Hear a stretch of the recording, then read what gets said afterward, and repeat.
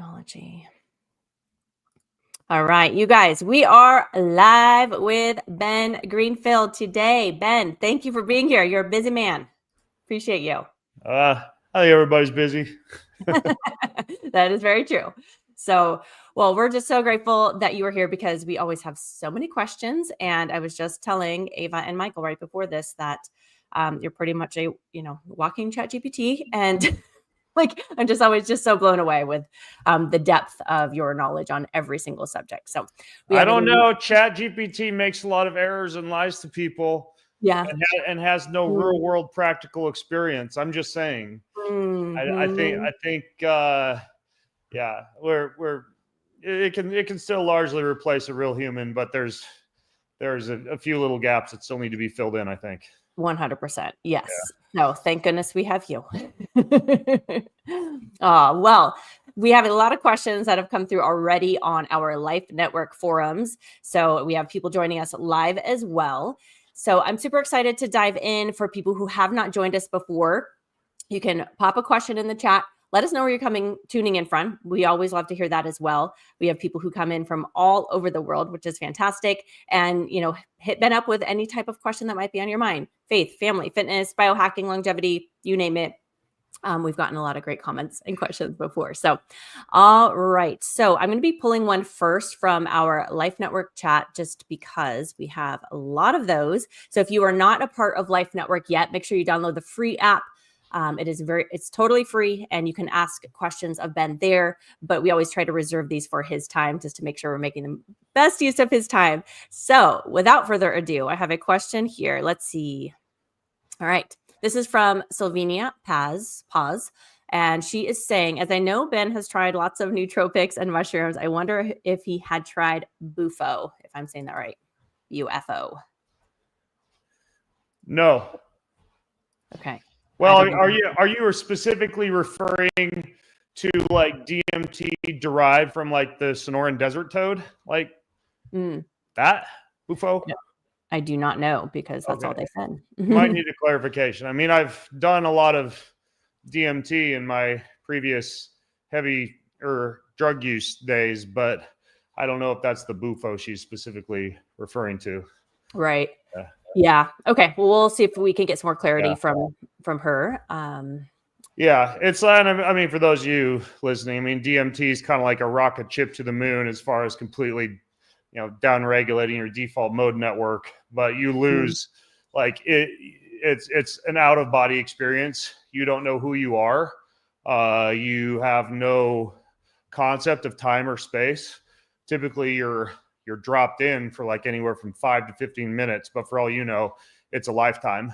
And many people, there's like a joke, like a lot of, atheists will walk into a Bufo or a DMT experience, and no atheists walk out. Like you definitely have an immediate knowledge of the existence of a spirit world, but it can also be very psychologically shattering to a lot of people. And it's one of those sledgehammers you would want to proceed with great caution with if we're talking about a standard dose of something like DMT.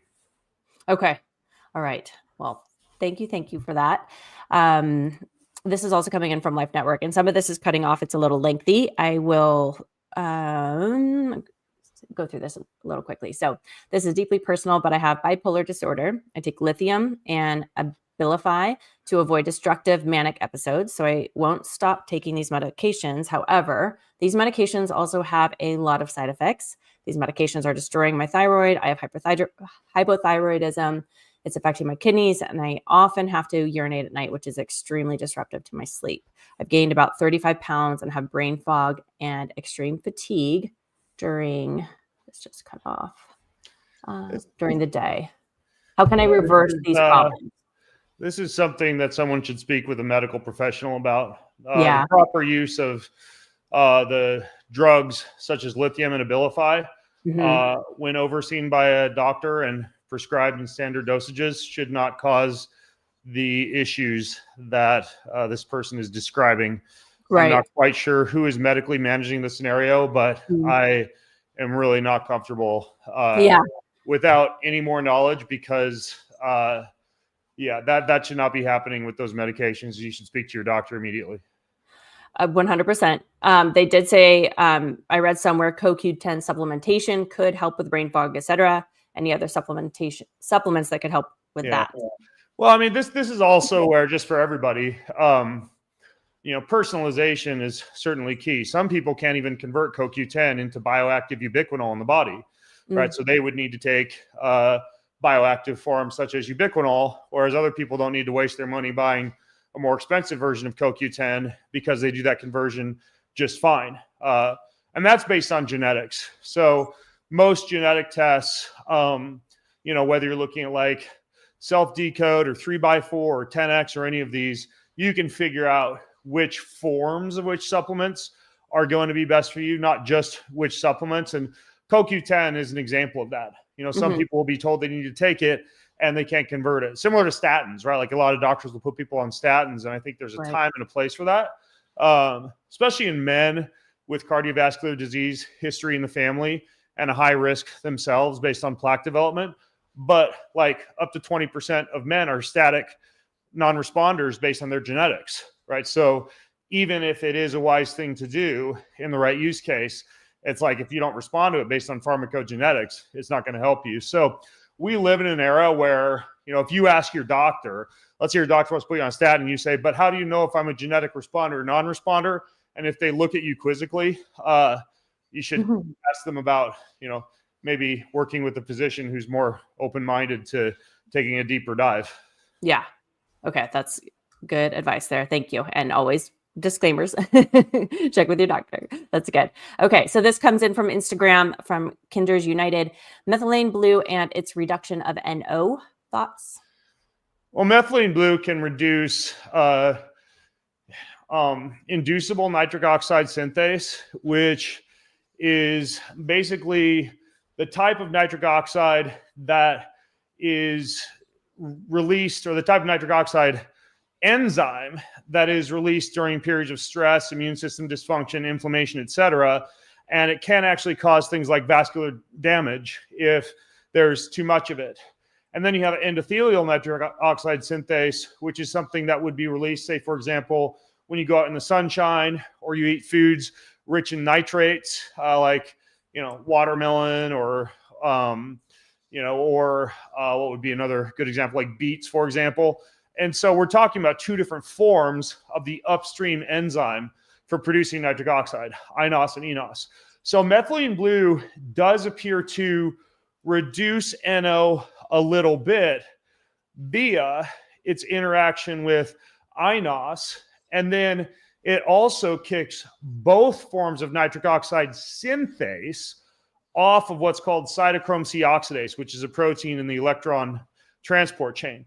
When that happens, what happens is you actually get oxygen that's able to bind and increase activity in the electron transport chain based on that effect. So yes, it reduces inos, which is good. And yes, it can even cause a slight reduction in nitric oxide production, which is potentially problematic. But if you're doing something like red light therapy in conjunction with methylene blue, which I really think is one of the only really good ways to use methylene blue anyways, then the vasodilatory nitric oxide synthase enhancing effects of red light will actually really make it so the decrease in nitric oxide isn't an issue. So I would say you have way bigger fish to fry. But I also think, like, unless you're out in the sunlight or using red light therapy, beds, panels, lights, whatever, that you're not going to get as much out of methylene blue as you need to, nor are you going to have that interaction with nitric oxide synthase you're looking for. Okay, that's really good. Is there a time frame on the red light therapy usage, like before, after, during? Well, delivery mechanism depends. Like if you're using like a methylene blue troche and dissolving it in your mouth, it's near instant, but that gives you, Smurf mouth. If you're consuming it orally, then typically it's about 60 to 90 minutes. So that's the sweet spot. So like if you're planning on doing, red light therapy in the morning, let's say somebody gets up at 5:30 a.m. I think it's better to not do it right off if you're taking methylene blue, but wait till like 6:30 or 7 a.m. and then do it. Okay. And then what about combining it with sauna as well? Thoughts on that? I mean, there's no research that I know showing that methylene blue is going to like increase detox pathways or heat shock protein or any of the stuff that you're looking for from a sauna, unless you have red light in your sauna, which a lot of people do now, in which case, that's a good point. Yeah. Yeah. Okay, awesome. Good. Okay, so this is from Kathy from Florida.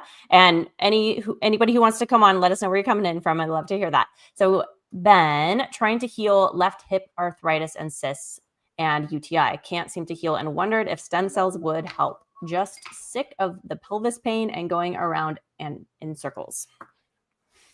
Well, it depends. So like, if you were to get a stem cell infusion, probably not. And a lot of doctors will hook you up to a stem cell IV, and you would see a little bit of an effect on, say, DNA repair or some of the effects you might be looking for from an anti-aging standpoint, like reduction of senescent cells or increased availability of stem cells overall. But for something like urinary tract infection, I mean, arguably you'd have to have stem cells and some type of antifungal or even methylene blue or something like that actually coming into contact with the ureter or the urethra.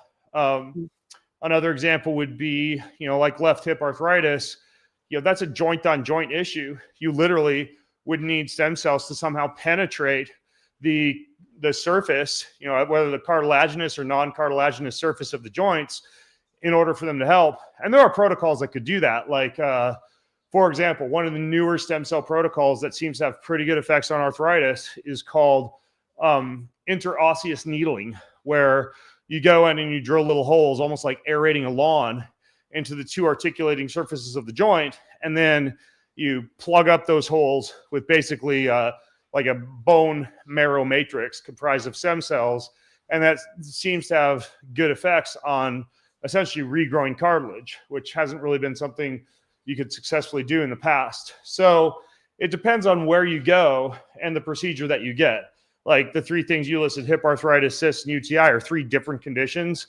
And unfortunately, you're going to have a difference in terms of, sports medicine or orthopod versus, like an infectious disease expert when it comes to, who's going to specialize in which of those conditions. So the short answer is yes. The long answer is you need to make sure you're working with a practitioner who's treating your specific condition. Don't just go somewhere where they're like, yeah, we're going to give you an IV bag of stem cells and charge you $12,000 or whatever.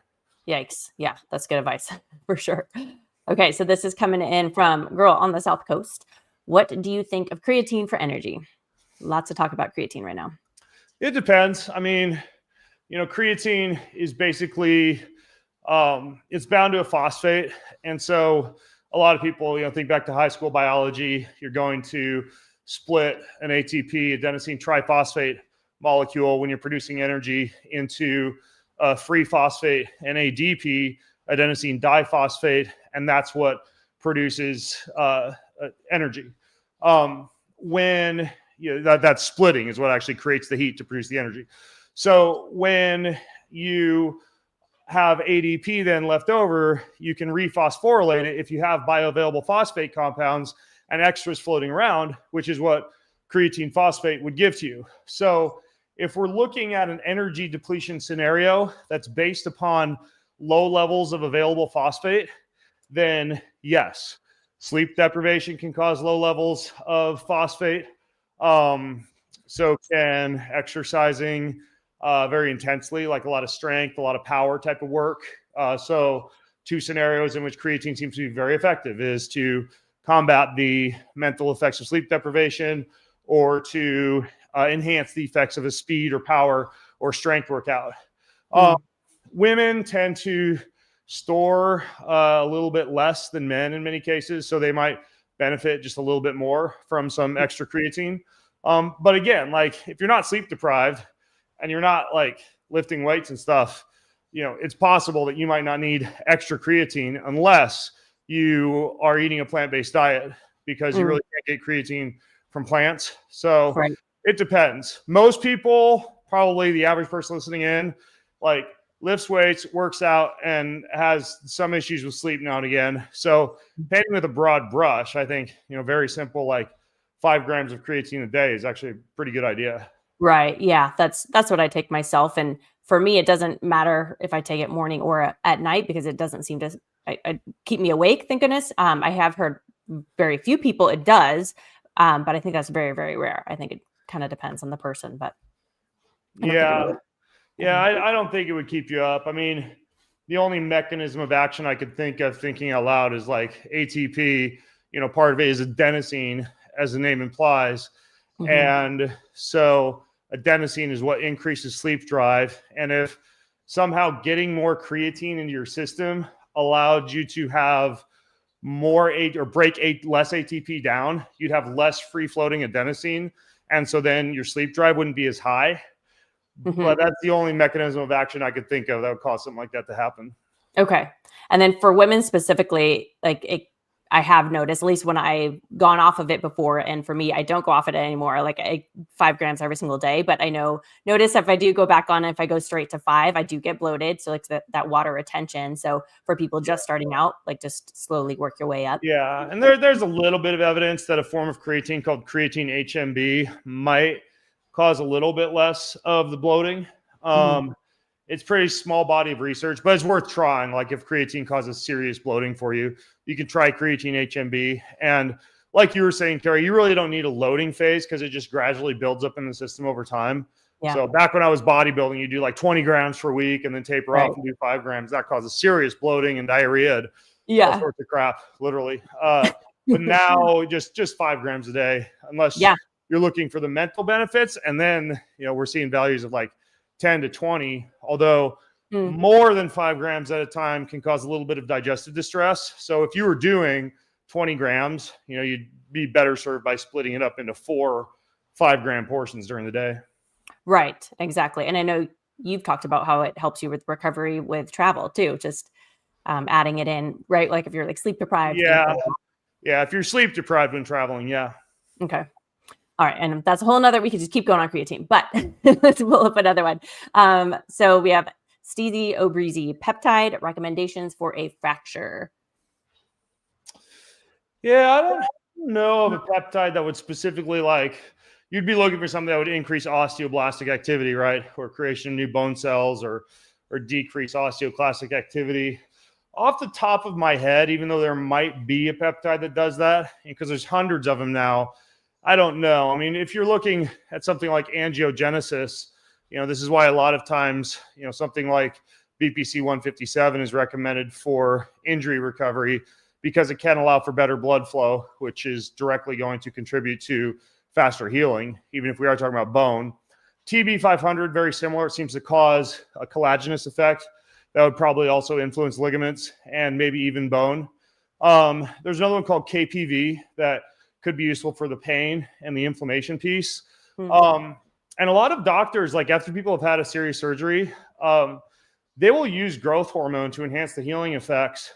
I'm not a huge fan of that just because it makes you irritable and high heart rate and sweaty palms and the amount that's necessary to actually accelerate healing.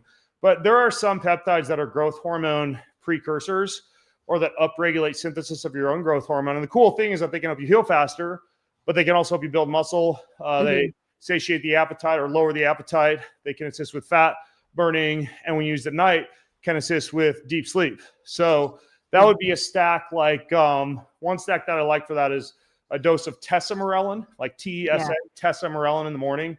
And then there's one called CJC with ipamorelin that you can take in the evening. And anytime we're talking growth hormone, we're talking better healing and a little bit more of an anabolic effect.